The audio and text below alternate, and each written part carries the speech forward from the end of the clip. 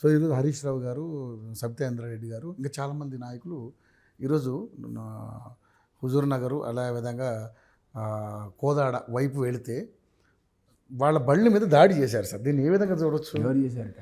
అది ఎవరు చేశారనే తెలియదు. ఎందుకంటే ఇప్పుడు వాళ్ళు ఏమంటారు, మాట్లాడితే అధికార పార్టీ చేసింది అంటారు. చేస్తాం, మాకేం అవసరం. అంటే నిరసన ఉంది కదా, నీకు ఓట్లుంటే ఎంపీ సీట్లు ఉంటే మేము అనుకునేవాళ్ళం, అబ్బో పాపం అంత పాపులర్ లీడర్ కొట్టారని. నీ జీరో కదా ఎంపీ. అధికారం కోల్పోతే తర్వాత వచ్చే ఎంపీలు జీరో అవుతుంది. అంటే వ్యతిరేకత ఉంది ప్రజల్లో. అయితే నేను ఎందుకు జీరో చేస్తారు?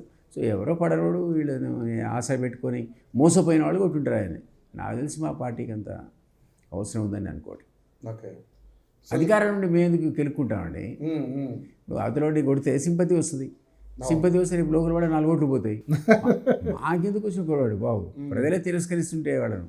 అది మా వాళ్ళు చేశారు అనుకోను, ఏదో వాళ్ళ మీద నెగిటివ్ ఉంటుంది. పనులు చేసి ఉంటారు కాన్స్టిట్యున్సీలో. నువ్వు అప్పుడేం పీకావు, ఇప్పుడు ఎందుకు వస్తున్నావు అనే కోపం మీద కొట్టుంటారు. కానీ మా వాళ్ళు కొట్టారని అయితే అనుకో. ఓకే, సో మరి ఇప్పుడు ఉన్నటువంటి సిచ్యువేషన్లో మీకు బడ్జెట్ లేదు, బట్ ఉన్నప్పుడు కొత్త ఖర్చులు వచ్చి పడతాయి. వరద అనేది కొత్త ఖర్చు, అదనపు ఖర్చు. సో ఎట్లా దీని నుంచి బయటపడాలి? సరిగా కేంద్రం నుంచి కొంత సహాయం ఉండటం, కొంత బ్యాంకుల నుంచి రుణాలు, వేరే సబ్జెక్ట్ అంటే ఈ వీటి మీద కూడా తీసుకోవడం తప్పదు. ఎక్కడెక్కడ ఫండ్స్ ఉన్నాయో వాటి ఇప్పటికీ 50,000 కోట్లు అప్పు, నిన్నగా మొన్న వచ్చేప్పుడు 50,000 కోట్లు అప్పు చేశారని చెప్పి అంటున్నారు కదా సార్. చేసి ఉండొచ్చు. లేదా కట్టామండి, 40,000 కోట్లు అప్పులే కట్టాము, మిత్తి కట్టాము.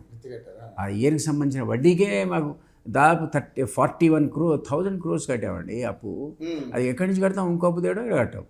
సీఎం చెప్పాడు కదా, నేను తెచ్చుకున్న 50,000 కోట్లు 40,000 నీదే కట్టారా బాబు వడ్డీ అన్నాడు.